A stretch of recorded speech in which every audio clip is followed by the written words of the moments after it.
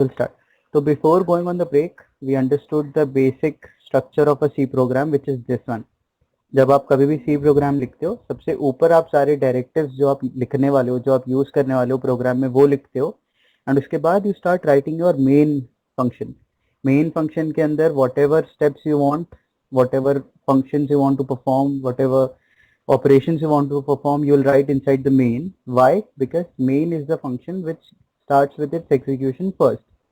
तो आपको जो भी चीज लिखना है आपको मेन के अंदर ही लिखना होगा.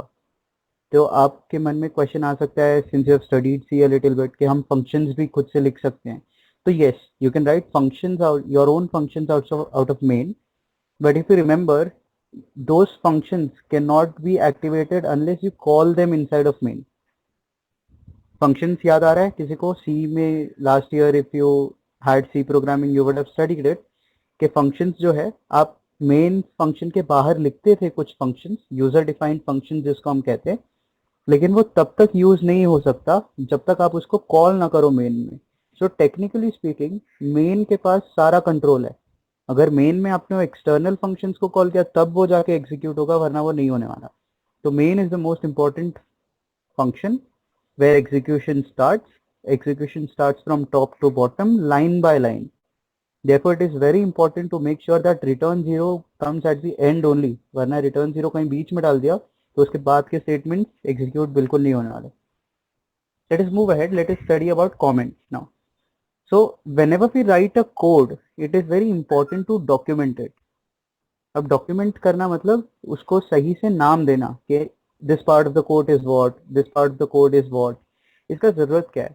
The first thing is so that you understand what you are writing.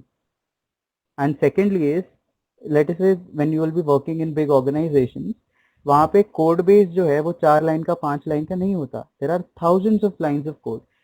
ठीक है? So in such cases, it is very easy to lose track of what you are writing. ठीक है? It is very easy to lose track. Just a second, मैंने एक error देखा यहाँ पे. It is very easy to lose track of what code you were writing. तो इसीलिए क्या होता है, हम लोग जो हैं वो comments लिखते हैं कोड के ऊपर, so that whoever is reading the code, it may be you, it may be your friend, it may be your colleague, they will understand कि अच्छा this part of the code stands for what. ठीक है? ये जो comments होते हैं ना, these are the statements in C programming which are ignored by the compiler. इसका मतलब ये है कि जब कमेंट्स एग्जीक्यूट होते हैं तो कंपाइलर क्या बोलता है, अरे ये तो कमेंट है, इसको देखने की भी जरूरत नहीं है. सो बेसिकली कमेंट्स का कोई आउटपुट हमें नहीं दिखता स्क्रीन पे, या कमेंट से हम कुछ ऑपरेशन परफॉर्म नहीं कर रहे हैं. Comments are only used to give a structure to our code. For example, अच्छा कमेंट्स लिखते कैसे हैं? There are two ways. If your comment exists, like if your comment like एक लाइन में अगर वो फिट बैठ रहा है तो you can use double slashes. अगर आप so those are called a single line comments, एक ही लाइन में कमेंट क्लियर हो गया. If you are using multiple lines, if you want to use like multiple lines for your commenting, then you start with a slash star and end the comment with a star slash. ठीक है? So how these are done, let us see. Let us say when I was writing this code, ठीक है, ये तो बहुत simple सा code है, but let us try to write comment for this also. यहाँ पे क्या होगा? I can simply write for the person who is trying to understand this code. I can say with the 2 forward slashes, इसका मतलब comment है ये line, and I can say this is where main begins. उसके बाद printf है, तो I can simply say printf prints things on screen. उसके बाद let us say I want to tell someone कि रिटर्न का मतलब क्या है. सो एक और कमेंट मैं यहाँ पे लिख सकता हूँ, या मैं रिटर्न के आगे एक कमेंट लिख सकता हूँ. आई कैन सिंपली से कि return will terminate the program. Let us say I want to make sure that people understand what is the meaning of include. So I can simply write over here include stdio basically includes input output header file. int main के पहले I can write this is the main function. and if I want to give a warning to my colleague, I can simply say कि don't delete this. So now you see my program is more readable now. अब मैं अगर ये किसी को भी दिखाता हूँ, वो सबसे पहले क्या देखेगा? कमेंट. अच्छा, ये क्या कर रहा है? Include stdio, basically includes input output header file. अच्छा, इनपुट आउटपुट हेडर फाइल है ये, ठीक है. This is the main function. Don't delete this. Okay, so this does not have to be deleted. Right. This is where the main begins. Printf क्या कर रहा है? Print strings on this. So basically, the comments that you are writing are going to help your colleagues, your friends, or yourself to make sure that you understand what is going on in the program. What happens is, if I'm able to find, I'll try to find. Okay, just give me a minute.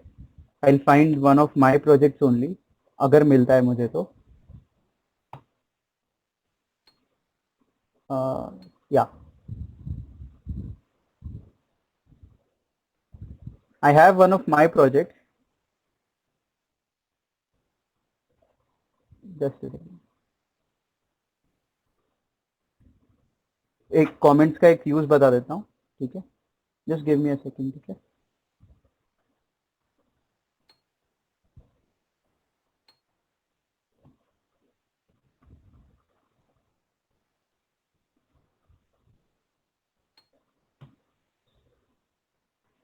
This is another software जिसके the processing software where you can write codes in Java language. Will not get into that. I'm just trying to say कि जब बड़े बड़े code basis होते हैं तब उसमें comments कैसे यूज किया जाता है. कि just give it 2 minutes to load and stuff. अच्छा, till the time it is getting loaded, can you just tell me कि is the pace good? Is the flow good? Are you guys able to understand things? Please answer in the chat. Yes. Okay.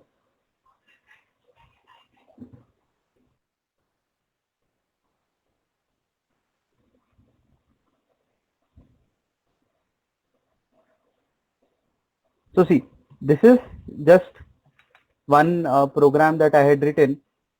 ठीक है. तो यहाँ पे अगर आप लोग इस प्रोग्राम का लेंथ देखते हो तो the program length is of 130 lines. यहाँ पे देखो, the program length is about 130 line. तो it is very easy for everyone to forget कि यहाँ पे 130 लाइन्स है, यहाँ पे क्या लिखा हुआ है. That is the reason I had written some comments over here कि यहाँ पे जो कोड है उससे बॉल मूव होगा, यहाँ पे जो कोड है those are collision conditions. I think you guys also were there in the processing session. Some of you were there, right? हाँ, पोंग वाले सेशन में you some of you were there. तो यहाँ पे पैडल का code है, यहाँ पे paddle going out of the screen का कोड है, यू नो, यहाँ पे गेम ओवर कंडीशंस लिखे हुए हैं. So these comments are basically just there for documentation, ताकि आप अगर ये कोड किसी और के साथ शेयर कर रहे हो, इवन ही कैन अंडरस्टैंड और ही और she can understand what is written inside of the code. So if I run this, ये जो जितने भी कमेंट्स हैं वो प्रिंट नहीं होने वाले.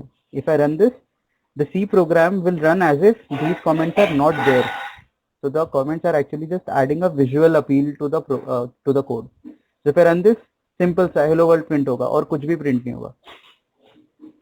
ठीक है, जैसे here सिर्फ एक hello world print हुआ. तो इससे कंक्लूड क्या कर सकते हैं कि जो कमेंट्स हैं उसको कंपाइलर इग्नोर कर देता है. It is just for you to share your code with the other colleagues or friends and for them to make sense of what you have written inside of the code. ठीक है. If you have multiple line comments, you can write it like this. So let us say you want to write 3 line, 4 line comments. You can simply say ऐसे. Let us say you wanted to write 2 lines comments. So what you will do is you will simply say / and a star. उसके बाद इसको आप खत्म करोगे star से and /. So you see / then star. तो वो खत्म कैसे होगा? रिवर्स, स्टार / एंड इसके बीच में आप जो भी कुछ लिखते हो वो आपका कमेंट हो जाता है. Is this understood? Comments part clear? Very easy, कुछ इतना ज्यादा कुछ खास नहीं था इसमें. ठीक है. So single line comments, multiple line comments. Let us move ahead. We know how to print things on the screen using printf. We have studied about comments now, but we are writing our code in English and हमें ये पता है कि computer को तो binary समझ में आ रहा है. तो बेसिकली बिहाइंड द सीन्स ये सब क्या हो रहा है, because it is very important for us to understand कि एग्जैक्टली बिहाइंड द सीन्स चल क्या रहा है. बिकॉज कल को आके तुम्हें कोई पूछता है कि are you a C programmer, you'll say yes. You'll say which language do you write code in, you'll say English. नीलास के बाइनरी में तो कंप्यूटर समझता है, तुम इंग्लिश में लिख रहे हो, ये कन्वर्जन कैसे हो रहा है? So it is very important to see what is going behind the scene. तो simply speaking what happens is the program files, the code that we are writing, those are dot C files. जैसे कोई music file होता है तो उसके extension होते हैं dot M P three, dot W A V. कोई वीडियो फाइल होगा तो डॉट एम पी फोर, है ना. कोई इमेज फाइल होगा तो डॉट पी एन जी या डॉट जेपेग. तो similarly if you are writing any C code, ठीक है, अगर आपने एक फाइल बनाया जिसके अंदर सी का कोड लिखा हुआ है तो उसको you will have to store, you will have to save it as dot C extension. Is this part clear? Dot C का मतलब क्या होता है? डॉट सी सिंपली टेल्स कि the file is actually a C programming file. इतना part clear है क्या? Answer in the chat quickly, yes, no. Yes, okay. So what happens is this file that you have written your code in, that is a .c file. उसके अंदर सारा कुछ English में लिखा हुआ है. There are some intermediate steps जो ये फाइल पास होता है उन स्टेप्स से, एंड फाइनली आपको मिलता है एक एग्जीक्यूटेबल फाइल. उस एग्जीक्यूटेबल फाइल को आप रन करते हो तब जाके आपको आउटपुट मिलता है. So when we were doing this in the online compiler हमें ये नहीं दिख रहा है. Why we are not able to see this? Because it is online compiler, वो बैक एंड में सब कुछ कर रहा है. बट इफ यू नोटिस यहाँ पे देखो मेन डॉट सी लिखा हुआ है. What I can do is I can, it simply tells that this program is called as main dot C. ठीक है, आप इसको सेव कर सकते हो, उसके लिए लॉग इन करना पड़ेगा, इसके लिए मैं नहीं कर रहा हूँ वो सारी चीजें. But you can when you are using things like code blocks और एनी अदर IDE, उसमें आप चीजों को जब सेव करोगे अपने सी के कोड को, you will save it as dot C file. These .c files are going through some steps, जिसके बाद उनसे बन जाता है उनका एग्जीक्यूटेबल फाइल, जिसको when if you remember last year you would have done this on Linux systems, तो आपको एक a.out दिखता था. Do you guys remember this?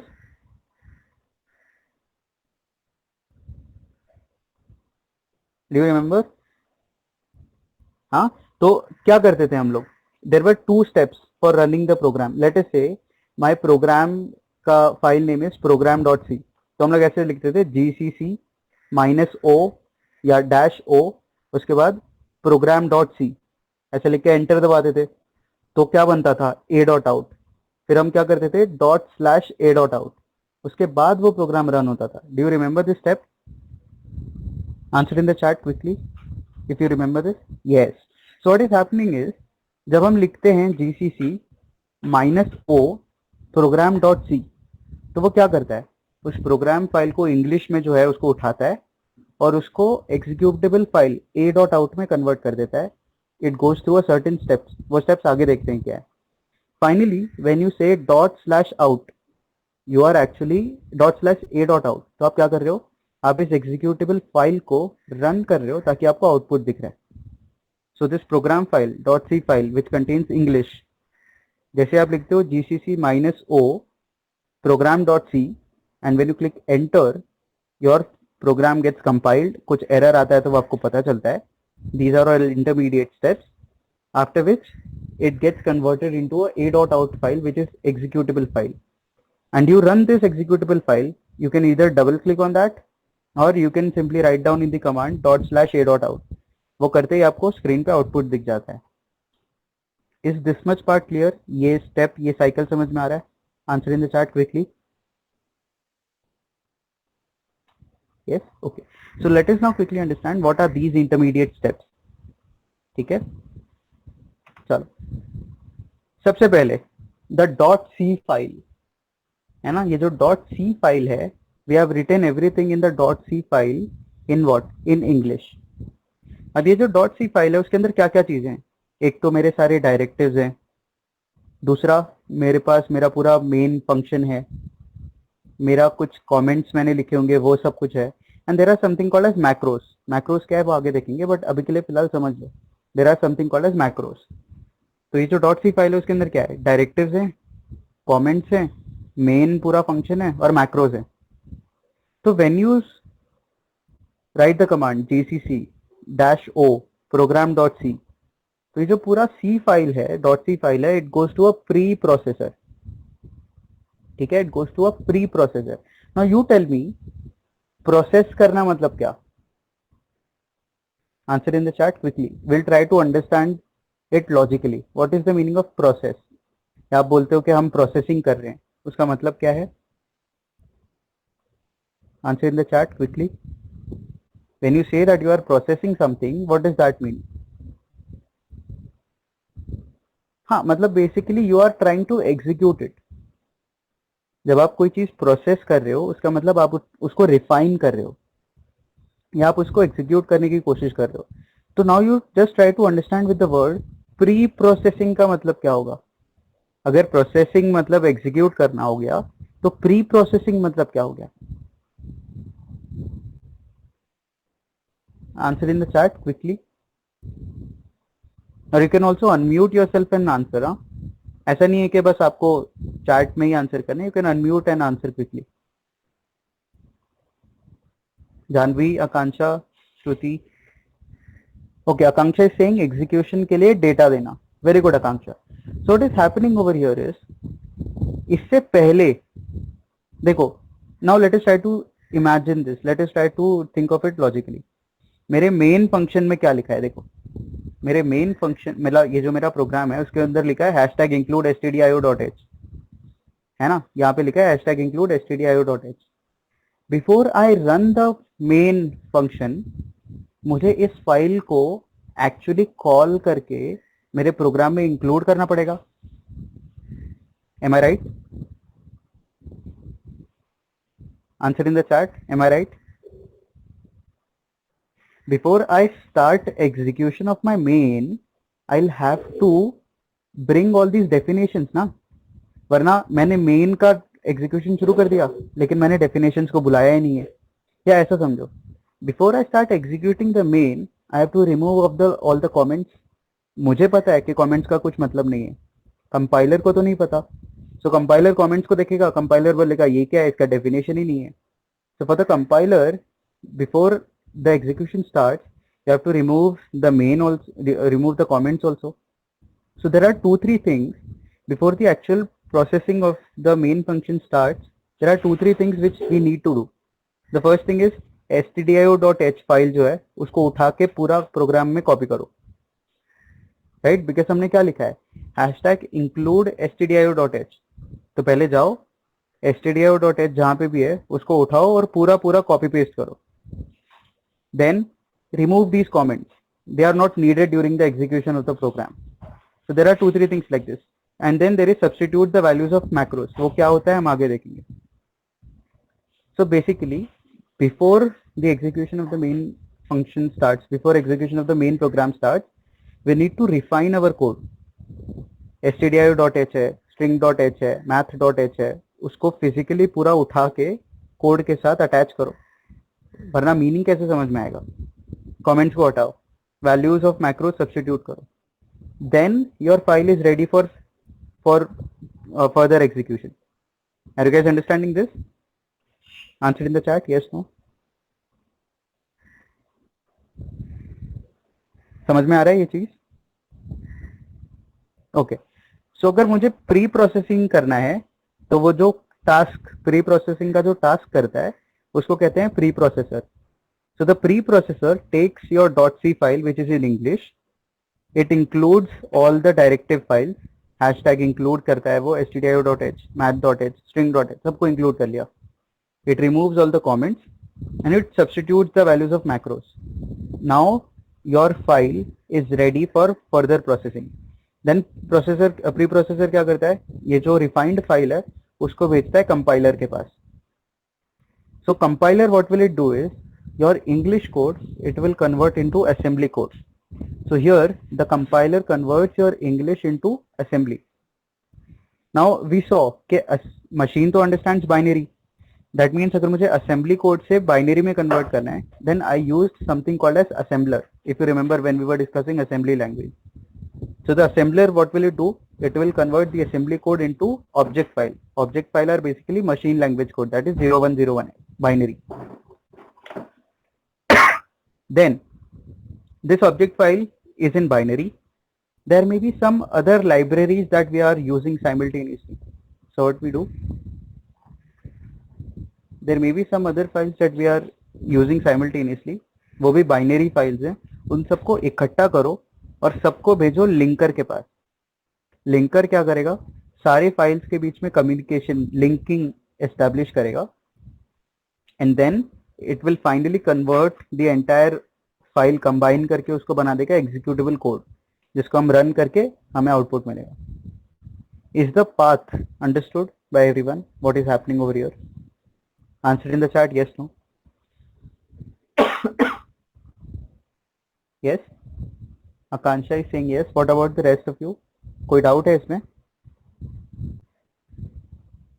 Quickly write down in the chat please. No? Okay. So let us just revise it one more time. What we are doing is .c file English में था, उसके अंदर directives थे, comments थे, macros थे, तो we send it to a preprocessor for pre-processing. Pre-processing से क्या हुआ, सारे directives attach हो गए, सारे comments हट गए, सारे macros को उनको values substitute कर दिया. Then what is happening? This preprocessor sends the file, refined file to the compiler. Compiler क्या करेगा, कंपाइलर इंग्लिश को असेंबली कोड में कन्वर्ट कर देगा. तो असेंबली कोड को अब मुझे बाइनरी में कन्वर्ट करना है, so I will pass it through an assembler. तो असेंबलर क्या करेगा, असेंबली को बाइनरी में कर दिया. अब मेरे पास बाइनरी है, तो if there are other binary files that I have to include, like that I have to link with it, I will send it to the linker. Linker will take our object file, binary file, और भी कुछ अगर data उसमें add कर रहे हैं तो वो ऐड करेगा और उसको कन्वर्ट कर देगा एग्जीक्यूटेबल कोड में. This executable code we will run and we will get the output. Is this much part clear by everyone? इतने पार्ट में कुछ डाउट है क्या? Answer in the chat yes no.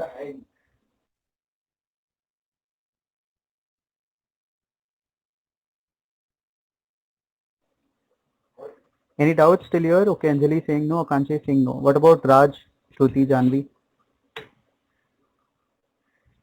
ठीक है. Okay, so this is what is happening behind the scene.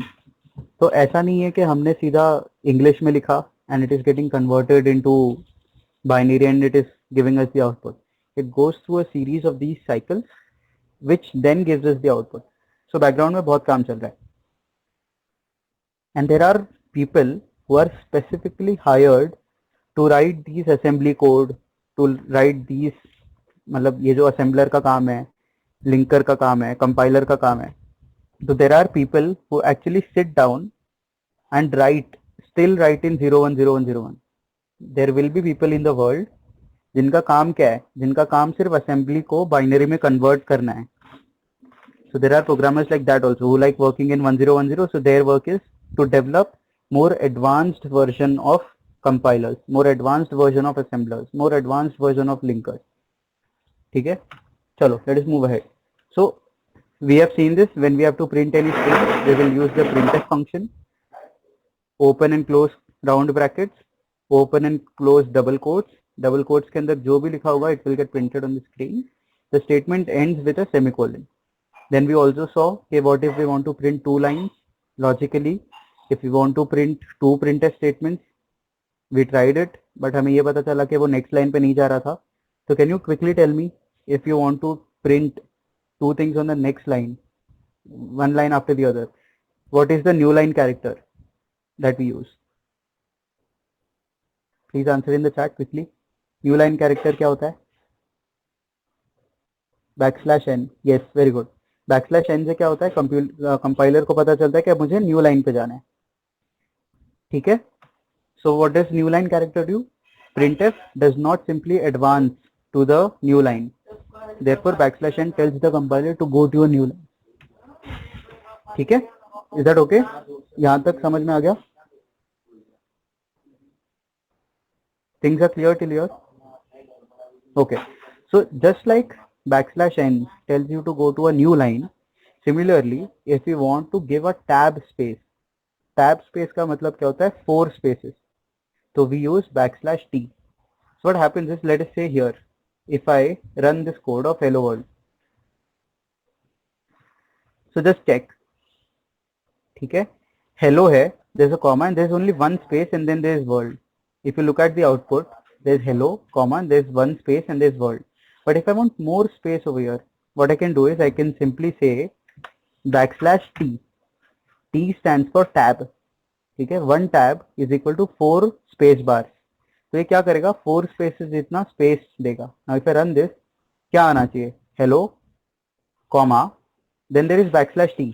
\t का मतलब क्या है, 4 स्पेसेस, तो 4 स्पेस जितना जगह and then world. So if I show you the output, you can see hello comma 1 2 3 4 4 spaces जितना tab space and then world. What if I do \t 3 बार किया तो 3 टैब्स जितना स्पेस आएगा. So if I run this, you can see hello and then there is 1 tab space, 2 tab space, 3 tab space and then there is world. Similarly, one more thing, let us say you want to print 2 lines. तो हमने ये देखा कि we used to write like this, hello world, है ना, और उसके बाद हम दूसरा लाइन ऐसे लिखते थे. But what we can also do is we can combine these 2 lines by simply saying this. ये जो जितना आपको प्रिंट करना है इसको आप सीधा \n के बाद ही लिख दो. So what is happening here is the compiler will say hello comma space world and then there is \n, which means go to a new line. But has the program execution stopped? No. Then what will it do? As soon as it goes to the new line, it continues printing the things which are ahead of it. तो इससे क्या होगा, 2 line में print होगा. Let us check the output. Hello world, फिर वो नए line पे गया, फिर वो सेकेंड लाइन उसने प्रिंट किया. So if you want to print 2 line, इसका मतलब ये नहीं है कि पहले लाइन के पहले printf में \n डाल के दूसरे printf में फिर से लिखना पड़ेगा. You can combine these into one single printf only, because what is happening, print this, then go to a new line, then print this. If you want to print 3 lines, then what you will do, if you want to print 3 lines, you can simply say like hello, and let us say I want to print the 3 lines. Hello, I am Abhijit, I am a programmer. So what I'll say, hello \n, I am Abhijit \n, I am a programmer. So what will happen over here, hello, उसके बाद नए line पे जाएगा, I am Abhijit, then it will go to a new line and then it will print I am a programmer. So if you run this, what do you think, how many lines of code should I get? Answer in the chat.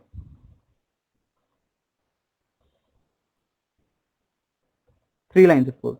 So let us check the output. You can see hello, it went to a new line, then it printed I am Abhijit, and it went to a new line and it printed I am a programmer. ठीक है. So now I want you guys to write down in the chat one printf statement to print these three lines. Hello, then I am, your name, and then one sentence about you. I want you to do this now in the chat.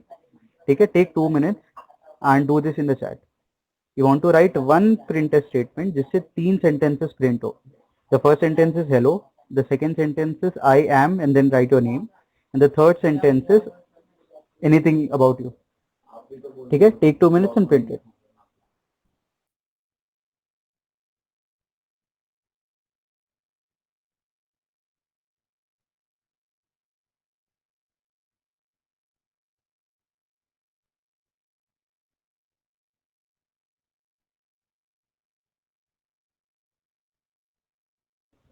Chalo, quickly print it, like write it in the chat section. You want to print 3 lines. Okay, very good Anjali. Printf hello \n, I am Anjali \n, I am from Mumbai. Very good. So now we have seen how to print strings. उसके अंदर we saw \n जिससे हम नए line पे जाते हैं. We also saw \t जिससे हम स्पेस दे सकते हैं, 1 tab space. यहाँ तक are things clear with you? Answer in the chat, yes, no? Yes? Okay, very good. Now just answer this question. Is programming only printing statements on the screen? क्या printing, just printing statements से programming हो गया? नहीं, obviously. What do you think is programming then? Can you tell me or can you try to define what is programming? Processing something, yes. Okay. So programming is basically a method जिसे हम अपने computer से, हम अपने machine से, अपने phone से बातें करते हैं. Yes, Shruti, very good. It is a set of instructions given to the computer. So basically, programming is a way of communicating with your computer, giving instructions to your computer. उसको instructions देना ताकि वो तुम्हारी बात सुने. That is programming. And the language in which you give instructions is your programming language. So if I want to give some instructions to my machine, I can have different languages. C है, C++ है, Python है, Java है ना. If I want to give instructions to my web browser, then I have JavaScript, I have Visual Script, है ना, बहुत सारी चीजें है ना. If I want to give instructions to my robots, I'll have to use Arduino, I'll have to use Raspberry Pi, and so on. So basically, if you want to give any instruction to your computer, that act of giving instruction is called programming, and the language that you use to give instructions to the computer or the machine in general is your programming language. So when you are giving any instruction, है ना, and the programmer in the system is following those instructions, what do you think you need to give to the machine ताकि वो तुम्हारे instructions follow करे?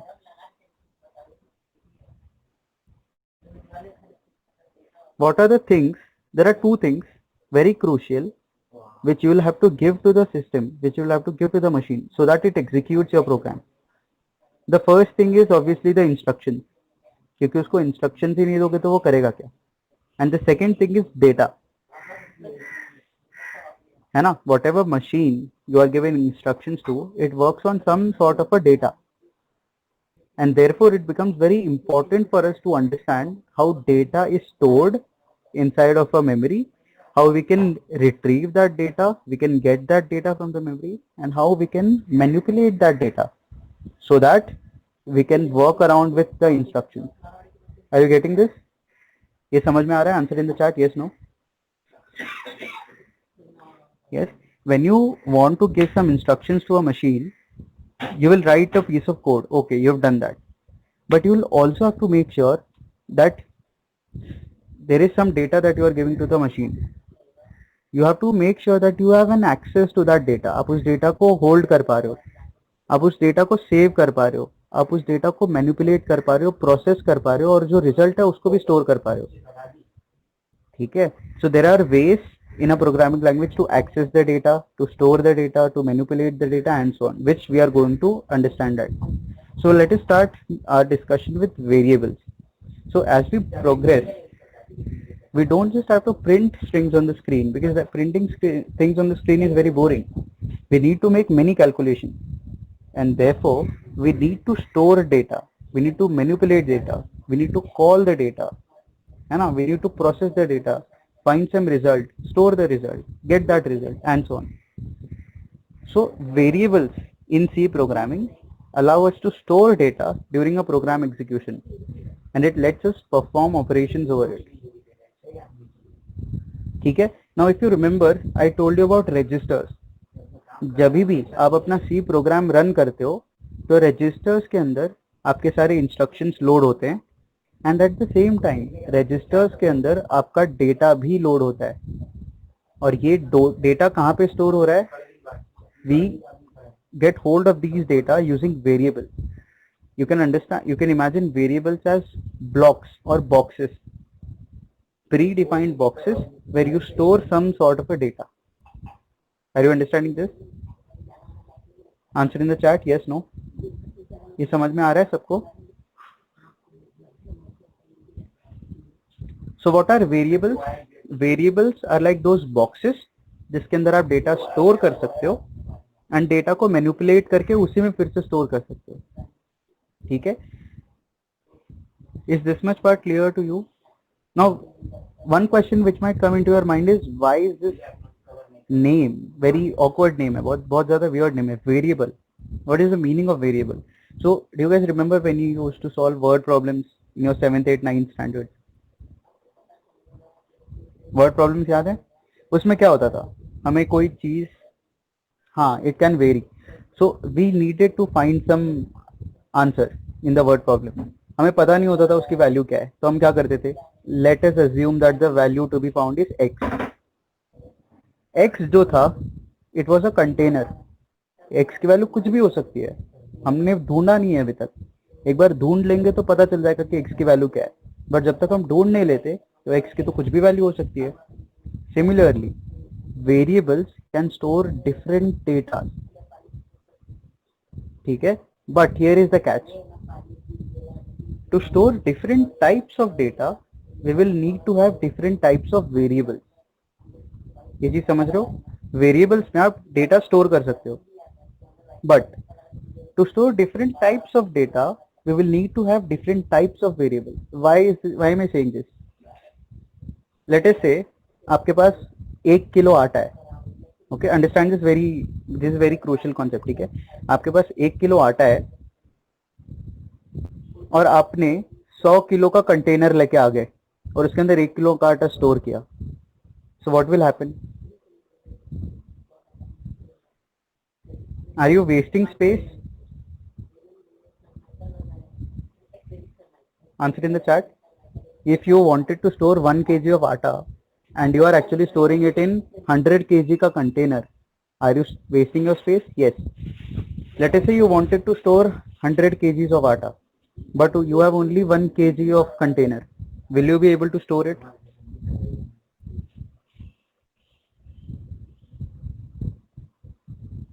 You have 100 kgs of atta, but you want to store it in 1 kg of container. It is impossible to store it. So what is happening is different types of data have to be allotted different types of memory. कि अगर आप integer data use करने वाले हो तो मुझे पता है कि इंटीजर को 2 बाइट या 4 बाइट की डेटा लगता है, तो मैंने मेरे कंप्यूटर को बोल दिया कि देखो अगर यूजर इंटीजर यूज करने वाला है तो उसको इतना ही स्पेस अलोकेट करना, अगर यूजर फ्लोट यूज करने वाला है तो उसको इतना ही स्पेस एलोकेट करना. उससे होता क्या है, आई एम रिमूविंग एम्बिग्युइटी. वरना अगर मैं कंप्यूटर को बोलता कि सारे टाइप ऑफ डेटा के लिए 1 GB अलोकेट कर दो, तो मैंने एक इंटीजर लिया उसको भी 1 GB दे दिया, मैंने एक फ्लोट लिया उसको भी 1 GB दे दिया, but integer takes less space than float. So therefore it was needed कि आपका जो टाइप का वेरिएबल हो उस टाइप के करस्पॉन्डिंग एक साइज फिक्स की जाए, ताकि जब आप अपने प्रोग्राम को रन करो तो आपकी मेमोरी वेस्ट ना हो. Are you understanding this part? Answer in the chat yes no. Yes. Therefore the variables or the things in which you store data have got something called as data type. ठीक है, many a times we ask ourselves this question कि यार ये int का क्या जरूरत था, यार ये float का क्या जरूरत है, char का क्या जरूरत था. Have you asked this question? कि मतलब है तो डेटा ही ना, एक यूनिवर्सल टाइप ऑफ डेटा बना दो जिसके अंदर सभी कुछ स्टोर हो सकता है, बट उसका ड्रॉबैक ये है कि int टेक्स लेस स्पेस. तो why should I allocate more space to int if it takes less space? है ना, int takes 2 bytes to store, लेकिन अगर मैंने उसको 4 बाइट दे दिया तो बाकी के 2 बाइट तो वेस्ट हो रहे हैं मेरे कंप्यूटर मेमोरी के. So therefore each type of variable has got a corresponding memory, कि वो टाइप का वेरिएबल उतना ही मेमोरी यूज करेगा. उससे फायदा क्या होता है, मेमोरी वेस्ट नहीं होती है. And therefore it is very important कि जब वेरिएबल्स से जब आप काम कर रहे हो वेरिएबल्स के साथ, तो आपको पता हो कि आप कौन से टाइप के वेरिएबल से काम कर रहे हो, ताकि आपकी मेमोरी वेस्ट ना हो. Are you understanding this? अगर आपको पता है कि मुझे फ्लोट टाइप का वेरिएबल चाहिए, तो आप उसको फ्लोट टाइप के इंटीजर लाइक फ्लोट टाइप के वेरिएबल में रखोगे. अगर आपकी वैल्यू इंटीजर टाइप की है तो आप उसको इंटीजर वेरिएबल में रखोगे. उससे होगा क्या, आप अपने 2 बाइट्स बचा लोगे. Are you guys understanding why it is important to have a data type? Answer in the chat yes no.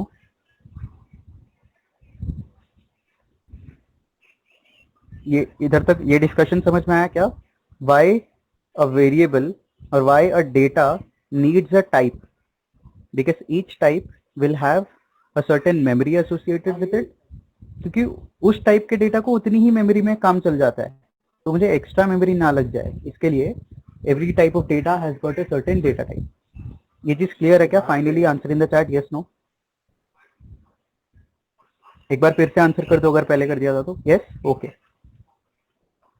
ठीक है, चलो late us move on. So variables in C allows us to store data during program execution and then lets us perform operations over it. तो एक variable को ऐसा समझो कि एक बॉक्स है इन द मेमोरी. उस बॉक्स का कुछ नाम है, उस बॉक्स का कुछ टाइप है. जो उसकी टाइप होगी उतनी मेमोरी, उतना स्पेस उसने मेमोरी में लिया हुआ है.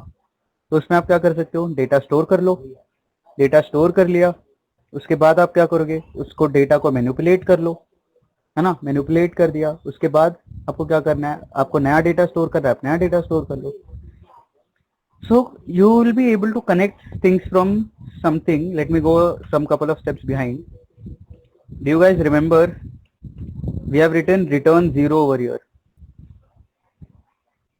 Return 0 याद आ रहा है? What did return 0 used to do? Return 0 क्या करता था? Answer in the chat.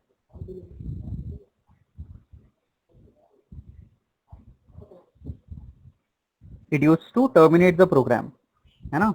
It simply ends of the program, terminates the program. So basically होता ये है कि whatever variables you are using inside of the program, ठीक है, whatever variables you are using inside of the program, जिस duration में वो program run हो रहा है, आपने अपने रैम का कुछ स्पेस लिया होगा उस प्रोग्राम को रन करने के लिए. M I right? जब आप उस प्रोग्राम को रन कर रहे हो तो वो जो भी चीज आप रन कर रहे हो वो रैम में रन होता है. तो अगर आपने एक वेरिएबल डिफाइन किया तो रैम में एक बक्सा बन गया होगा जिसमें आप जिससे आप अपना प्रोग्राम रन कर रहे हो. Are you guys understanding this? तो व्हाट विल हैपन इज, जैसे ही रिटर्न 0 मेन रिटर्न करता है सिस्टम को, system understands that the program now needs to end, and जितना भी डेटा एलोकेटेड था वो सब अब रिमूव कर दिया जाता है रैम में से, ताकि रैम फ्री हो जाता है. Are you guys understanding this? Answer in the chat, yes, no.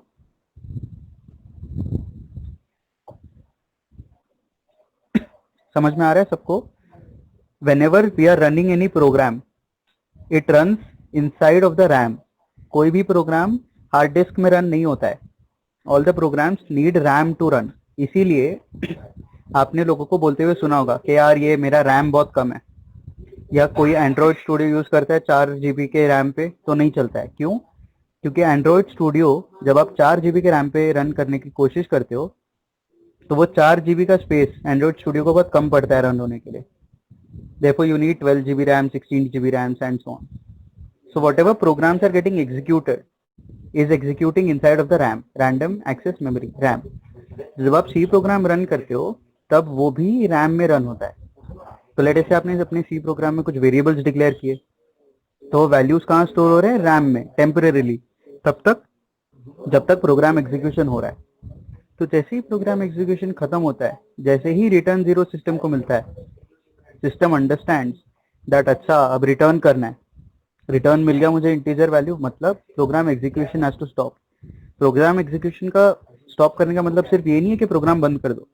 It also means कि आपके वेरिएबल्स ने, प्रोग्राम के अंदर के जो वेरिएबल्स हैं, जितना जगह लेके रखे थे रैम के अंदर का, उसको रिलीज कर दो for other processes to use. Are you able to connect this? Answer in the chat, yes, no.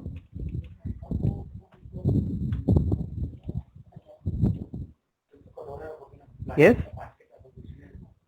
Okay. Janvi Singh yes. बाकी सब लोग ये चीज समझ में आ रहा है? Are you able to connect it कि रिटर्न 0 का जरूरत ही क्या पड़ रहा है? Return 0 is telling you that the program has to stop. That means आपके प्रोग्राम में ने रैम में, देखो प्रोग्राम भी तो, इंस्ट्रक्शंस भी तो लोड होता है रैम में, डेटा भी लोड होता है रैम में.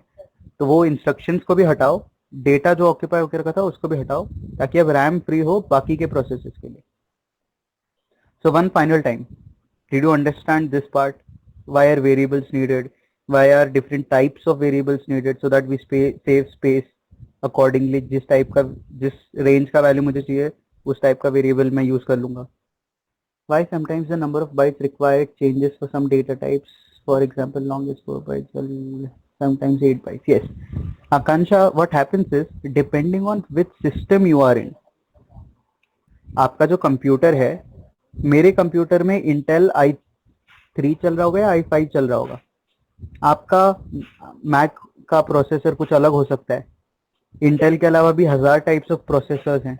So depending upon which brand of processor you are using, depending upon which type of processor you are using the program, या जो इंटीजर है, अब इंटीजर जो है वो नॉर्मली या तो 2 बाइट लेता है या तो 4 बाइट लेता है. So it simply depends on which processor you are using. Is that okay आकांक्षा?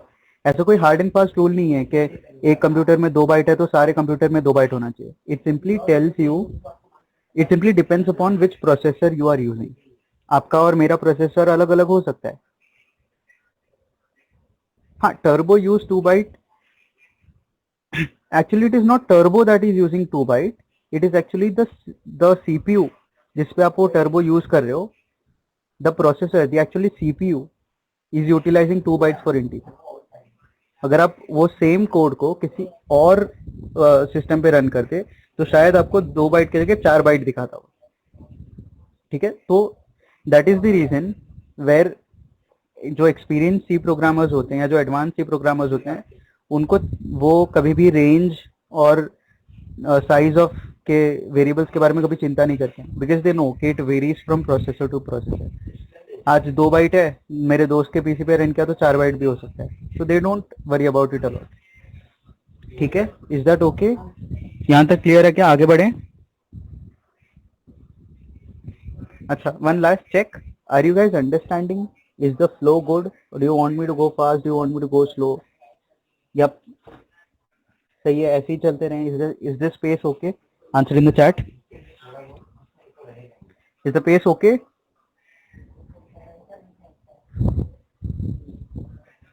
ठीक है, चलो. Now before actually understanding how variables work and so on, है ना, लेट अस थोड़ा इंक्रीज किया तो भी चलेगा. ठीक है, okay. So before we go on to discuss variables, let us first understand how memory works. So quickly answer in the chat, what is 2 plus 2? 4. सबको पता है. लेकिन अगर मैं ये सेम चीज किसी 2 साल के बच्चे को जाकर पूछूं, will he be able to understand it? Will he be able to answer it very quickly जैसा आप लोगों ने बोला? नहीं, ऑब्वियसली बात है. अच्छा, एक और बात बताओ, अभी तो आपने मन में गिन लिया 2 plus 2 4, but when you are kid तब आप क्या करते थे? पहले 2 उंगली निकालो, फिर और 2 उंगली निकालो, फिर पीछे जाके 1 2 3 4 काउंट करो, फिर आंसर बताओ. ऐसा करते थे सब लोग? Answer in the chat, yes no, ऐसे ही करते थे? या 2 सर्कल्स बनाओ, फिर और 2 सर्कल्स बनाओ, फिर 1 2 3 4 काउंट करो और फिर 4 आंसर करो, ऐसे करते थे? सम ऐसे ही कुछ ना कुछ करते थे. सो what happens is initially we as humans don't know how to do some tasks, whether it is basic arithmetic or life related decisions or education, कुछ भी नहीं आता है. What happens is these instructions, how to perform instructions, when to perform these instructions, सुबह उठते उठते brush करना है, फिर नहाना है, फिर कॉलेज जाना है, फिर ट्यूशन जाना है, all these instructions are stored inside of our brain. This brain is our memory. इसके अंदर क्या क्या स्टोर्ड है? डेटा स्टोर्ड है और इंस्ट्रक्शन स्टोर्ड है. सिमिलरली जो कंप्यूटर का ब्रेन है, दैट इज द सीपीयू, उसके अंदर when you are running the program, the data is also stored and the instruction is also stored. Is this much part clear? Correlating it with the human body. यहां तक clearly समझा सबको? Yes. Now what happens is when you have to add 2 plus 2, what you will have to do? Memory में कहीं एक location पे 2 को store करना पड़ेगा, देन किसी और दूसरे लोकेशन में दूसरे 2 को स्टोर करना पड़ेगा, देन उन दोनों वैल्यूज को बुलाना पड़ेगा, उनको ऐड करना पड़ेगा, उनका रिजल्ट निकालना पड़ेगा और उस रिजल्ट को स्टोर करना पड़ेगा. यही स्टेप है ऐड करने का. So what happens is when this processor that you have, you can imagine this as grids, as boxes. ठीक है, तो we can visualise computer memory like continuous grids, continuous boxes, और हर ग्रिड का एक मेमोरी लोकेशन होता है. आप सभी ने देखा होगा हेक्साडेसिमल फॉर्म में होता है. You guys remember this? Hexadecimal form में वो 0xFFFF ऐसा कुछ तो हेक्साडेसिमल फॉर्म में एड्रेस होता है ना? हाँ, तो each location inside of a memory is divided into boxes. Each box can store 1 byte of data. ठीक है, each box, for our simplicity we will consider that each box can store 1 byte of data. तो similarly जितना मेरा पूरा storage था उसको मैंने ऐसे बॉक्सेस में डिवाइड कर लिया. Each box is going to store 1 byte of data. ठीक है. Now what will happen is, let us say you wanted to add 2 + 2. What will happen? 2 is an integer, and if I say that integer takes 2 bytes, तो memory में कितने boxes occupy होंगे एक integer के लिए? Answer in the chat. 1 box is equal to 1 byte. An integer takes 2 byte, let us say. Then कितने boxes occupy हो जाएंगे? 2 बॉक्सेस ऑक्यूपाई हो जाएंगे. Very good. So when we are writing 2 + 2, what is exactly happening? Memory में कहीं पर तो 2 boxes allocate हो गए जिसके अंदर वैल्यू स्टोर हो गया 2. मेमोरी में कहीं पे तो और 2 बॉक्सेस एलोकेट हुए जिसके अंदर वैल्यू स्टोर हो गया 2. ऐसे 2 और एक जगह पे और दूसरा 2 दूसरे जगह पे. अब the problem is we can not remember all this hexadecimal. 0x0000, यहाँ पे पहला 2 है. 0xFF21, यहाँ पे दूसरा 2 है. उसको याद कैसे रखा जाए? So when we can name it. तो मैंने क्या बोला, मैं ये बोलूंगा कि यार मुझे हेक्साडेसिमल याद नहीं रहता है, मैं उसको अपने नाम से बुलाना चाहता हूँ. तो मैं बोलूंगा ए के अंदर मैंने रखा है पहला 2 एंड बी के अंदर मैंने रखा है दूसरा 2. Okay. How that is done, that C is doing. I don't have to worry about it. जिसने सी लिखा है वो लिख के चला गया. मुझे बस पता है कि ऐसा चलता है.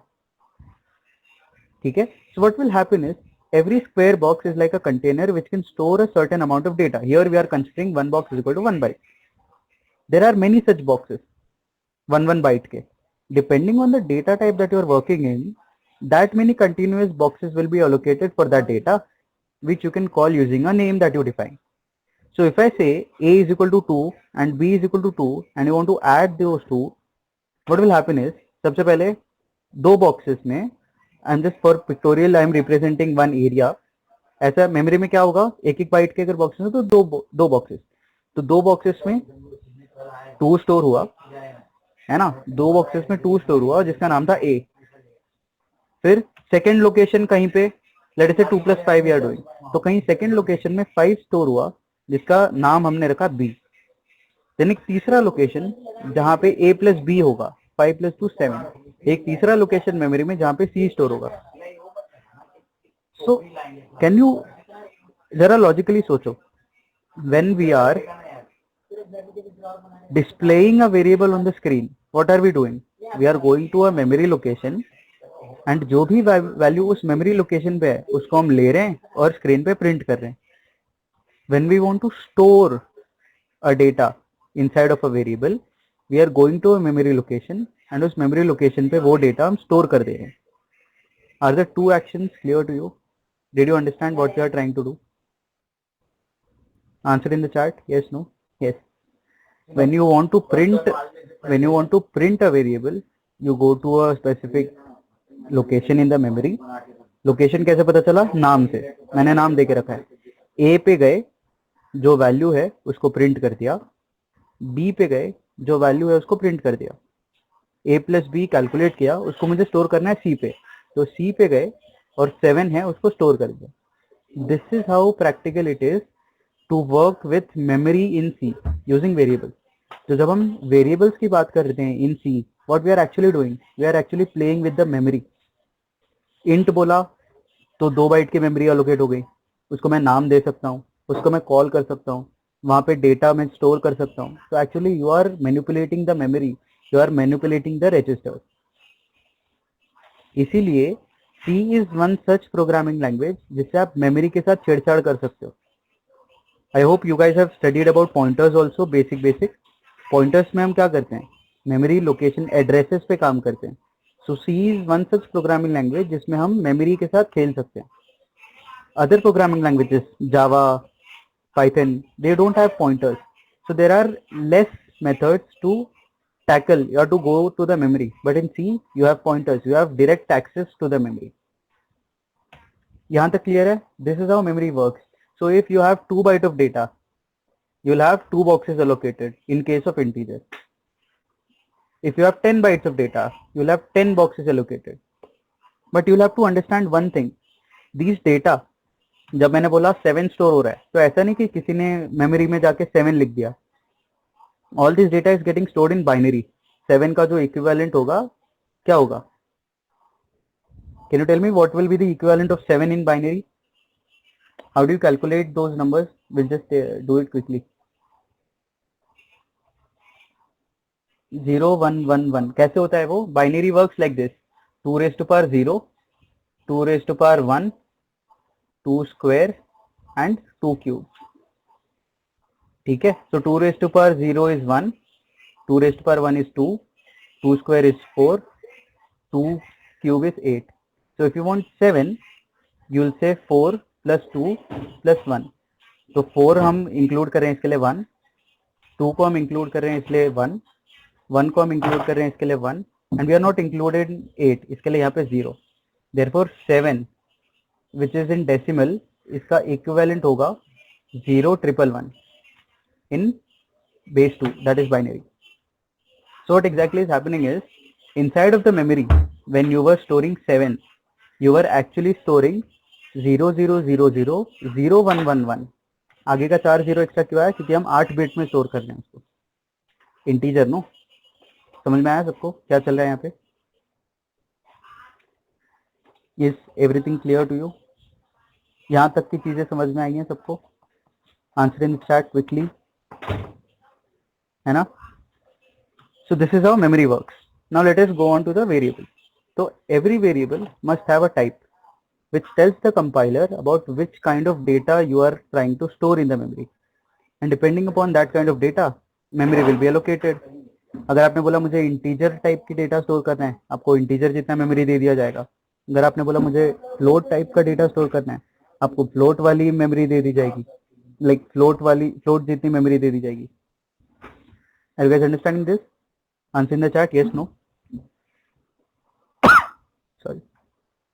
Yeah, okay. So it is just like this. जैसे एक wardrobe होता है, उसके अंदर there are a lot of different compartments, different sizes of compartments corresponding to what size of things you are going to store. If you are storing, let us say, pants, ऐसे hanger में उसको लटका रहे हो, तो pants are lengthy, which means you will need more space for pants. If you are storing shoes, it might need less space. If you are storing keys, it might need even lesser space. So just imagine this is the memory, and the different types of clothes that you see are different types of data. Each data requires a different space. Therefore, depending upon which type of data it is, data type, you allocate that much space for it in the memory. Is this concept clear to you? Yes. Therefore, it is very important whenever you are working in C, it is very important to make sure or to remember that every variable must have a data type. ये भूलना मत कभी. Every variable must have a data type and a name. Data type से क्या होगा? Memory में space allocate होगी. Name से क्या होगा? आप उसको एक्सेस कर पाओगे. Is that okay? ये चीज समझ में आया? Okay. So choosing the correct variable type is very important, and it is very critical while writing programs, because the variable type decides how much space it occupies in the memory, and it also specifies the range of values it may store. Now can you think कि गलत data type mention होने से क्या हो सकता है? Can you think of something?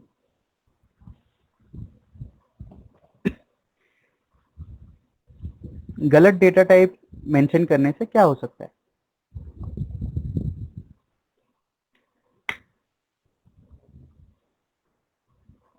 Anything that comes into your mind. Just to give you a hint, misunderstanding. Then we think on a more technical level.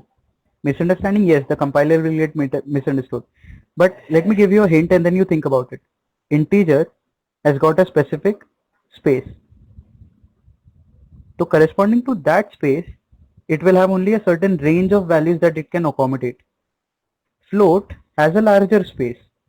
The float can accommodate more values than int. तो अगर मुझे float चाहिए था but मैंने उसको int दे दिया, तो what will happen in that case? Yes, Anjali, उस data type के according answer आएगा. Yes, but you guys try to think on a more application oriented thing. Let us say just for an example, लेटे से मुझे 10,000 values चाहिए थी, तो मुझे पता है कि 10,000 वैल्यू स्टोर करना है तो फ्लोट यूज करना पड़ेगा, बट मैंने गलती से इंट लिख दिया जो सिर्फ 500 वैल्यू स्टोर कर सकते हैं, तो will I be able to store the remaining 9,500 values? No, है ना? And now imagine there is a spaceship, there is a satellite, there is a rocket launch, जिसके अंदर बहुत सारे कॉम्प्लिकेशंस होते हैं, बहुत सारे कॉम्प्लेक्स ऑपरेशंस होते हैं। उसके अंदर ये भी ट्रैक किया जाता है कि आप अर्थ से कितने ऊपर हो। उसके अंदर ये दिया हुआ है कि अगर आप अर्थ से 50,000 या let say some thousands of meter if you are above the earth, then open the parachute. उसको आपको फ्लोट में स्टोर करना था, बट आपने क्या किया, उसको गलती से इंट में स्टोर कर दिया। तो क्या वो आगे के वैल्यूज एक्सेस कर पाएगा? क्या वो आगे के वैल्यू स्टोर कर पाएगा? Will it be able to store those values?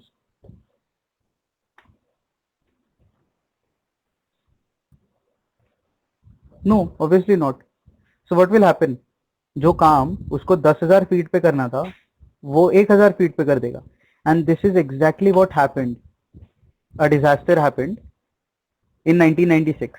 So what happened is, on June 4th, 1996, the very first Ariane 5 rocket ignited its engine and began speeding away from the coast of French Guiana. 37 seconds later, वो rocket क्या हुआ, वो 90 degree flip हो गया in the wrong direction, and 2 second के अंदर, just because it was going in the wrong direction, aerodynamic forces के वजह से पूरा वो ब्लास्ट हो गया।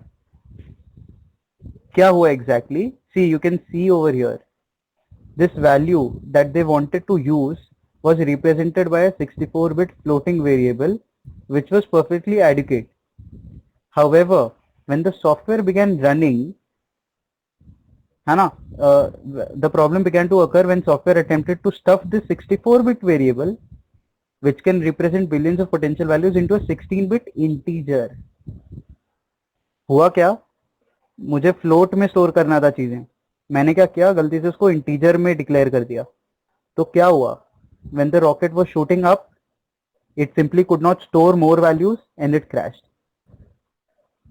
So that is why in the slide I wrote that choosing the correct variable type is very critical while writing the programs, because अगर आप कल को नासा में जाके काम करते हो और आपके बस 3 लेटर्स के वजह से, इंट आपको फ्लोट लिखना था 5 लेटर्स, आपने उसकी जगह पे इंट लिख दिया 3 लेटर्स, ये सोच के कि मेरे 2 लेटर्स का स्पेस बच रहा है।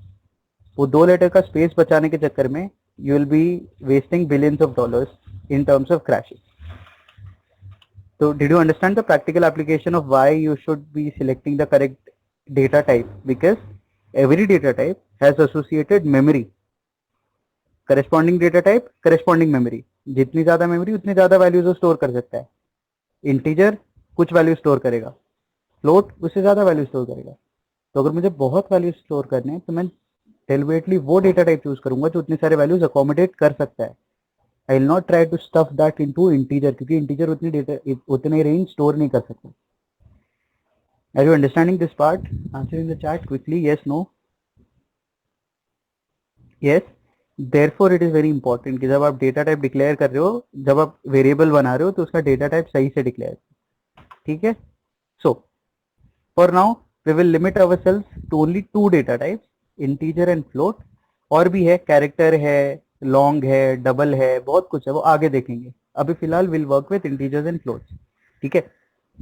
तो इंटीजर का जो कीवर्ड है that is int, INT। Similarly floating point का कीवर्ड क्या है? फ्लोट, FLOAT, ठीक है? Integer can store integer type of data, floating point मतलब float can store numbers with decimal points. Decimal points मतलब 3.14, 0.00, 7.04, ऐसे डेसिमल पॉइंट्स वाले नंबर्स भी फ्लोट स्टोर कर सकता है, इंट स्टोर नहीं कर सकता। Integer may require 2 bytes or it may require 4 bytes depending on which system you are in, but float requires only 4 bytes, ठीक है? So integer का range, if you have 2 bytes you can store -32,768 से लेके 32,767 तक, ठीक है? If it is 4 bytes you can store these many ranges, and similarly floating point में 1.2 E-38 से लेके 3.4 E-38, 3.4 E38 मतलब 3.4 इंटू 10 पावर 38 और 1.2 E माइनस 38 का मतलब है 1.2 इंटू 10 रेस्ट पावर माइनस 38। यहां से लेके यहां तक के वैल्यूज आप स्टोर कर सकते हो। Is this much part clear? Integer का ये रेंज होगा, फ्लोटिंग पॉइंट का ये रेंज होगा। सो एक चीज that I wanted to clear, ठीक है, and I will take 5-10 minutes on this which is not needed actually. आप लोग चाहो तो मुझे बोल सकते हो, will skip that out, but I think this should be discuss because ये कहीं भी कॉलेज में डिस्कस नहीं किया जाता, ठीक है। So just give me a second, I just close paint and I use this.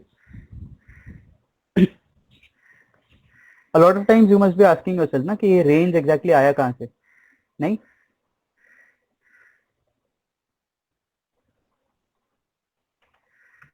Have you asked yourself this question कि यार ये रेंज कहाँ से आया?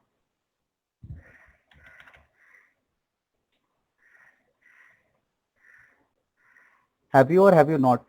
हाँ, मतलब ये रेंज आया कहाँ से, कैसे कैलकुलेट कैसे हुआ ये रेंज, ठीक है? So let us try to calculate range for ourselves, okay? Now you tell me 1 byte, ठीक है, 1 बाइट, एक बाइट के अंदर कितने बिट्स होते हैं? 8 बिट्स होते हैं। Very good, 8 bits, 8 bits. अच्छा, now you tell me 1 bit, एक बिट का मतलब क्या होता है? एक बिट का मतलब ये होता है कि या तो वो 0 हो सकता है या तो वो 1 हो सकता है। In binary 1 bit simply means कि या तो वो 0 हो सकता है या तो वो 1 हो सकता है। ये क्लियर है एक बिट का मतलब? आंसर इन चैट क्विकली, तो मैं आगे बताऊं। क्लियर है? Okay, now let us think, okay let us think. मैंने क्या बोला, अगर मेरे पास एक इंटीजर है, ठीक है, इंट, तो let us take the first case only. वो क्या कर सकता है, वो 2 बाइट की memory, it integer has a space of 2 bytes, ठीक है, it has a space of 2 bytes. Now you tell me 1 byte is 8 bits, so 2 byte will be how many bits? 16 bits. So 1 bit, 2 bit, 3 bit, 4 bit, 5 bit, ऐसे करते करते how many bits will be there? 16 bits. So this is the 15 bit and this is the 16 bit. Very good. So इतनी space है integer के पास। Now you tell me each of these blank boxes, हमने सबने probability पढ़ी है। You remember N, वो combination permutation में होता था कि एक स्पेस जो है, each space over here is 1 bit. It can either occupy 0 or it can occupy 2. Sorry, it can either occupy 0 or it can occupy 1. So each space over here, you tell me कि वो कितने values occupy कर सकता है एक space?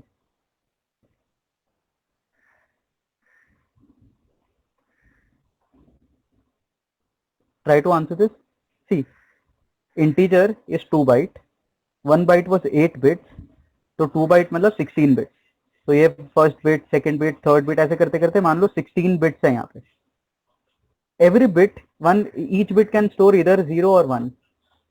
तो एक जो बिट है वो कितने वैल्यू स्टोर कर सकता है? हाँ, it is a 16 digit number, yes, but each box over here, ये एक बॉक्स है, इसके अंदर कितने वैल्यू स्टोर हो सकते हैं? या तो 0 स्टोर होगा या तो 1 स्टोर होगा, 2 वैल्यू स्टोर हो सकते हैं, है ना? 2 वैल्यू स्टोर हो सकते हैं, बरोबर है? Are you getting this? Yes, okay. Now I want to differentiate between positive numbers and negative numbers. ठीक है, I want to store positive numbers also, I want to store negative numbers also. Let us say मैं ये बोलता हूँ कि जो positive numbers हैं वो 1 से स्टार्ट होंगे, मतलब इनका जो लास्ट होगा वो 1 होगा, एंड जो नेगेटिव नंबर्स होंगे, लेट मी गो बैक, 1 2 3 4 5 6 7, ऐसे करते करते आई हैव 15 एंड 16। तो मैंने क्या बोला, जो पॉजिटिव है वो 1 से चालू होगा, जो नेगेटिव है वो 0 से चालू होगा, ठीक है।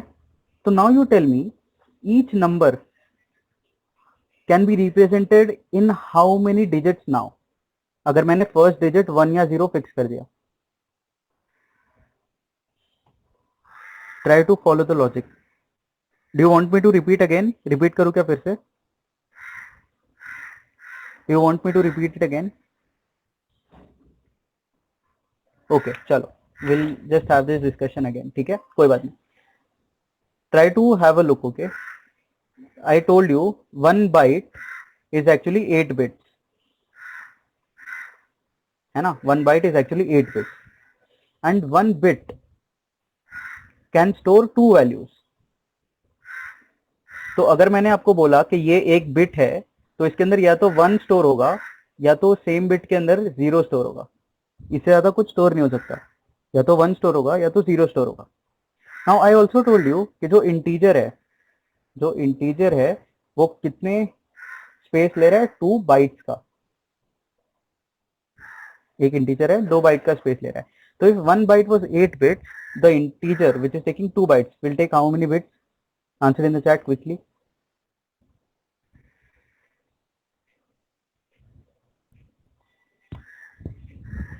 एक बाइट है, वो 8 बिट ले रहा है. तो इंटीजर जो कि 2 बाइट लेता है, how many bits will it take? 16 bit. 16 bit बहुत सिंपल सी चीज है. सो व्हाट आई से 1 बिट, 2 बिट, 3, 4, 5, 6, 7, 8, 9, 10, 11, 12, 13, 14, 15, 16. ओके, एक बार वापस से इधर लिख देता हूँ. 1 2 3 4 5 6 7 8 9 10 11 12 13 14 15 16. तो नाउ यू टेल मी कि ये एक मेरा इंटीजर है. ठीक है, ये एक मेरा इंटीजर है जिसके अंदर 16 बिट्स हैं, है ना? एक इंटीजर है जिसके अंदर 16 बिट्स हैं और हर बिट 2 वैल्यू स्टोर कर सकता है. तो if I want to calculate how many number of digits it can store. See, this can store 2 digits, this can store 2 digits 0 or 1, this can store 2 digits 0 or 1, this can also store 2 digits. सभी लोग 2 digit store कर पाएंगे. तो total number of digits कितना होगा? 2 into 2 into 2 into 2 into 2, ऐसे कितने बार होगा? 16 टाइम्स. 2 raised to power 16. नहीं, Anjali will not add them, will multiply them. Permutation combination याद है? If one box can hold 2 spaces, if one box can hold 2 objects and second box can hold 5 objects, then total ways of having this 2 into 5 multiplication होता था. तो 2 raised to power 16, ये तो clear है. Let us just quickly try to find out what is the value of 2 raised to power 16. ठीक है, 2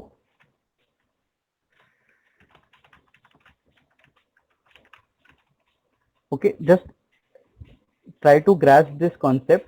आराम से समझने की कोशिश करो. ठीक है, 2 raised to power 16. So 2 raised to power 16 is what? 65,536. 65,536. Okay, let me write it down somewhere. 65,536. So now you tell me, if I want to store only positive integers, तो अगर मैंने 0 से स्टार्ट किया तो मैं कितने नंबर तक store कर पाऊंगा? If one integer can store 65,536.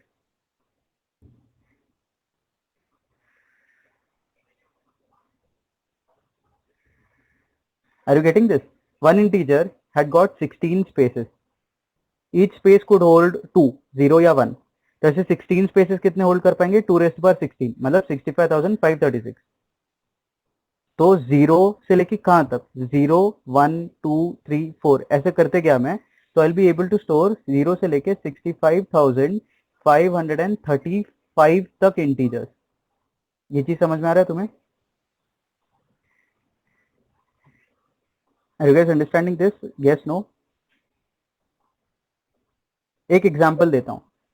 ठीक है, एक एग्जाम्पल देता हूं. लेटेस्ट से मैंने तुम्हें ये बोला कि यू कैन स्टोर 5 इंटीजर्स, लेकिन स्टार्ट 0 से करना है. तो तुम क्या बोलोगे? 0 1 2 3 4. ये चीज समझ में आया? अगर मुझे 5 इंटीजर्स स्टोर करने हैं लेकिन वो 0 से शुरू हो रहा है, तो मैं 0 से 4 तक जाऊंगा.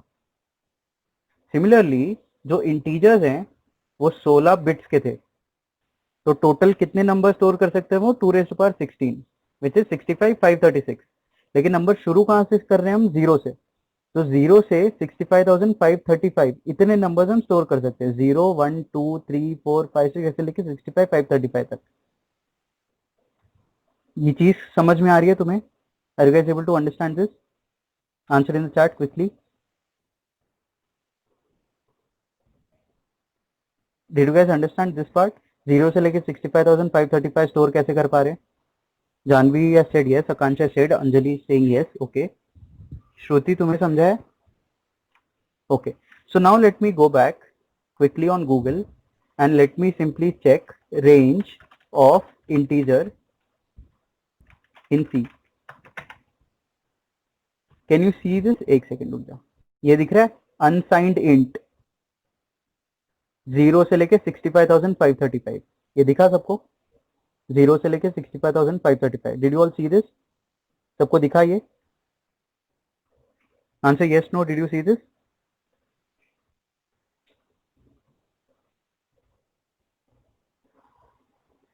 अरे did you all see this? Unsigned int जो है वो उसका रेंज क्या है, जीरो से लेके 65,535। कब? अगर वो 2 बाइट का है। सो बेसिकली क्या हो रहा है, अनसाइंड का मतलब क्या है, उसके पास कोई साइन नहीं है। साइन मतलब क्या, पॉजिटिव नेगेटिव, ऐसा कोई साइन नहीं है। जब पॉजिटिव नेगेटिव कोई साइन नहीं है तो हम कंसिडर कर रहे हैं कि वो या तो पॉजिटिव नंबर्स है या नेगेटिव नंबर्स है। So basically how many numbers can it store? Integer है 2⁻16 मतलब 65,536, मतलब जीरो से लेके 65,535। ये चीज समझ में आया? अनसाइंड इंटीजर का रेंज कैसे मिला हमें? Did you guys understand this part? पक्का समझ में आया या फिर से रिपीट करूं? I can repeat this one more time if you want. फिर से एक बार रिपीट करना है क्या? You want me to repeat it? No, okay. So ये तो हो गया, ठीक है, अनसाइंड है जीरो से 65,535। बट ये वाला जो रेंज है देखो, एक्चुअल इंट का जो रेंज आप लोग को दिखेगा, जो इंट है एक्चुअल इंट, उसका रेंज आपको दिखेगा 32,768 से 32,767। अगर वो 2 बाइट्स का है, वो कैसे आया? लेट अस चेक वो कैसे आया। Again I will follow the same discussion. Integer जो है वो 2 बाइट का डेटा स्टोर कर सकता है। 2 बाइट मैंने कितने spaces? 16 bits. So let me write it down. 1, 2, 3, 4, 5, 6, 7, 8, 9, 10, 11, 12, 13, 14, 15, 16. Let me write it again. 1, 2, 3, 4, 5, 6, 7, 8, 9, 10, 11, 12, 13, 14, 15, 16. Just have a look, okay? Clearly. मैंने क्या बोला? While I am defining, अब देखो कंप्यूटर को तो पॉजिटिव नेगेटिव क्या होता है कुछ समझ में नहीं आता है। मैंने when I was writing C, मतलब let us imagine I am the C programmer who is building C, तो मैं क्या बोलूंगा कि देखो इंटीजर है, 2 बाइट है, 16 डिजिट स्टोर कर सकता है। तो मैं क्या बोलूंगा, उसका जो 1 डिजिट है, फर्स्ट डिजिट, उससे हम उसका साइन कैलकुलेट करेंगे, SIGN साइन, कि वो पॉजिटिव है या नेगेटिव है। और बचे हुए 15 नंबर से, 15 डिजिट से उसका वैल्यू डिटरमाइन होगा। सो मैंने क्या किया, मैंने ये जो फर्स्ट मैक्सिमम बिट है, ये इसको मैंने रिजर्व कर लिया कि इससे सिर्फ हम साइन के बारे में पता करेंगे, और इतना जो पार्ट है बाकी के 15 बिट्स, उससे ही हम वैल्यू कैलकुलेट करेंगे। और मैंने ये भी बोला कि साइन कैसे कैलकुलेट होगा। साइन ऐसे होगा कि अगर वो जीरो है तो नेगेटिव, जीरो से स्टार्ट हो रहा है तो नेगेटिव, और 1 से स्टार्ट हो रहा है तो वो positive.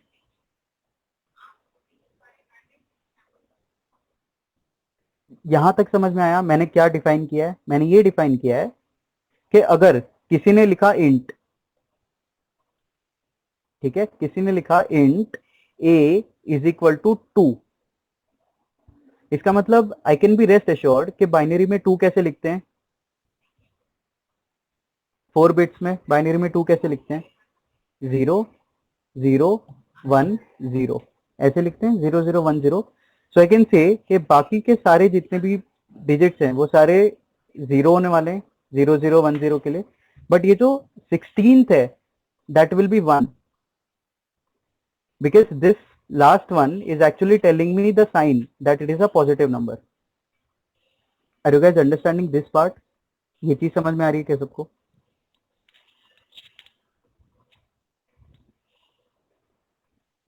Are you guys understanding this? Answer in the chat quickly, yes, no. So what is happening over here is, हाँ समझ में. Anjali, did you understand this? What about Janvi? Anjali, did you understand?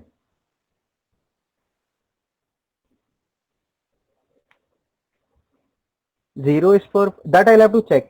मेरे को अभी याद नहीं आ रहा है which one is for positive and which one is for negative. Let us just assume one of it is for positive, one of it is for negative. Let us assume that. ठीक है. That I'll have to check on the Google. I'll tell you in the WhatsApp group. ठीक है.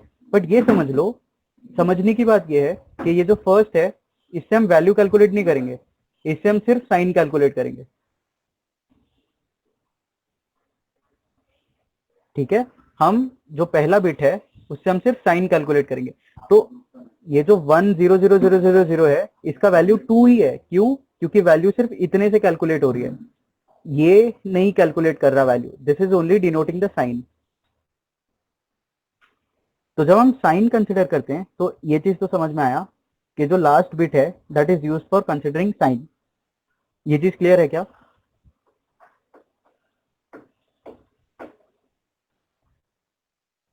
Is this much part clear to you?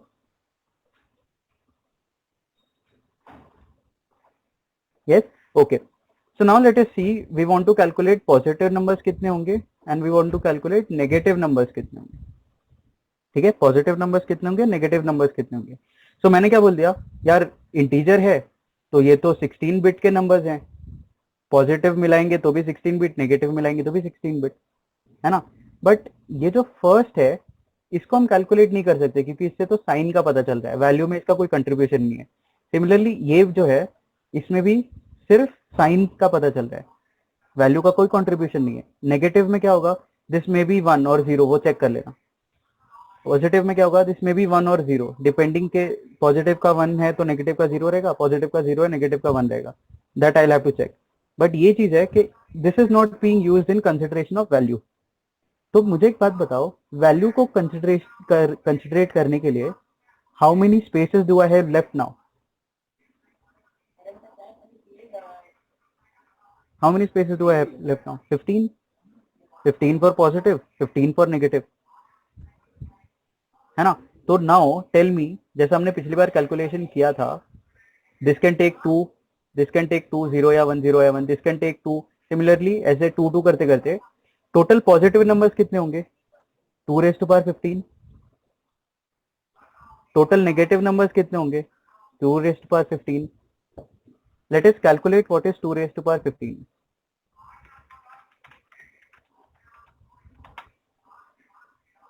2 raised to power 15 is 32,768. Okay, let us go back.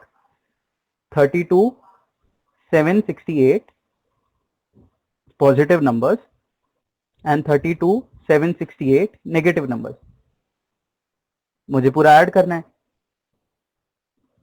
So 8 plus 8 16, 6 plus 6 12 plus 1 13, 7 7 14 plus 1 15, 2 plus 2 4 plus 1 5, 3 plus 3 6. Can you see what I am getting? 65 536. 65 536,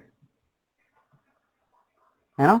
but यहाँ पे check करो, मैंने क्या बोला था कि total numbers can be 65 536. यहाँ पे भी मुझे वही मिल रहा है 65 536. What is happening is 32,768 positive numbers, 32,768 negative numbers. Okay, so total positive numbers कितने होंगे? सी, 0 से लेके 32,768 तक मुझे जाना है. So I will say 32,767. This part did you understand? 32,767. तो ये टोटल कितने पॉजिटिव नंबर्स हो गए? 32,768 which we calculated 2 raised to power 15. 32,767, 32,768, है ना. And similarly if you go 0 से पीछे 32,768 तक, so you will have minus 32,767. Is this much part understood to you? But what is happening over here is, let us try to understand. Okay, let us try to understand. 0, 1, 2, -1, -2, ये कितने numbers हुए? How many numbers are these?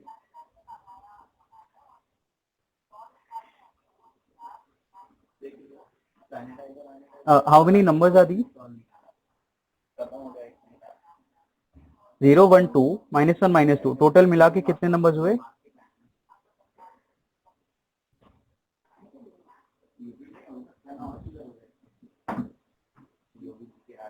Am I audible to you, Janvi? Yeah, you're audible. Yeah, so see, we are trying to get to this point. ये देखो, जब हम integer का range calculate कर रहे थे तो हमें ये आ रहा था 32,768 से लेके 32,767. हमें ये मिल गया 32,767. हमें ये मिल गया 32,767. We are just trying to determine कि ये 67 की जगह 68 कैसे आ रहा है ना? सो what is happening over here is, zero जो है उसको हम काउंट नहीं कर रहे थे. When we are counting negative, we are not counting 0. Therefore, we'll have to add 1 over here. So we'll have 32,767, nahi 32,768. Are you understanding this much part? सही में समझ में आया और you are just telling that you understood? Now, did you understand how did we get the range? कि 32,768 से लेके 32,767. समझा? So if I say -3 से लेके 5 तक कितने डिजिट्स हैं? So there is -3, -2, -1, 0, 1, 2, 3, 4 and 5. So कितने हैं? 1, 2, 3, 4, 5, 6, 7, 8, 9 डिजिट्स हैं. So basically what is happening? 0 से लेके 5 हो गए एंड 0 से लेके -3 3 हो गए. तो 5 + 3 8, but actually there are 9. So basically यहाँ पे मुझे एक्चुअली एक और ऐड करना पड़ेगा. Are you guys understanding what I am trying to say? इसीलिए मैंने यहाँ पे जो 767 था उसको 768 किया, बिकॉज कैलकुलेशन एरर आ रहा था. And that is the reason when you calculate the range you will get -32,768 से लेके 32,767 तक. Okay, for the last time, did you understand how to calculate the range? So, इसके आगे, if you ever want to calculate any range of any data type, like signed character, -128 से 127, कैसे आया? Character 1 byte 8 bits. So, जो हमने 16 bit के साथ calculation किया, वो you'll just have to repeat the calculation for 8 bits. Did you guys understand this much part? Answer in the chat, yes, no? सही में समझ में आया है ना? Okay, Shruti is saying yes, Akansha is saying yes, Anjali yes, Janvi, what about you? Did you understand? And yeah, okay. So regarding these calculations, if you have any doubt, मेरे को बाद में WhatsApp group पे बता देना. मैं pen paper के साथ I'll explain it better, क्योंकि I don't have my stylus right now, वरना मैं अच्छे से लिख के बताता. I'm writing with my mouse, तो फिर वो लिखने में नहीं हो रहा है. So if you still have any doubt in understanding how to calculate the range, you can just tell me in the WhatsApp. मैं ग्रुप के ऊपर पेपर पेन पे लिख के अच्छे से explain.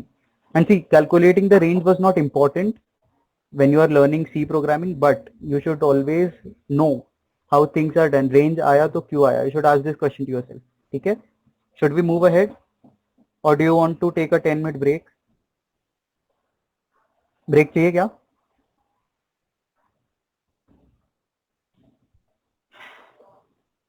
Okay, so it is 6:15 right now. Let's take a 15-minute break and then we'll meet at 6:30. Is that okay for all of you? 6:30 मिलते हैं. चलेगा? अच्छा, before you leave, is the marathon session actually worthwhile? मतलब, are you actually able to understand the concepts, grasp the concepts? ठीक से समझ रहा है? Okay, ठीक है, चलेगा. So we'll meet at 6:30 then. ठीक है? चलो.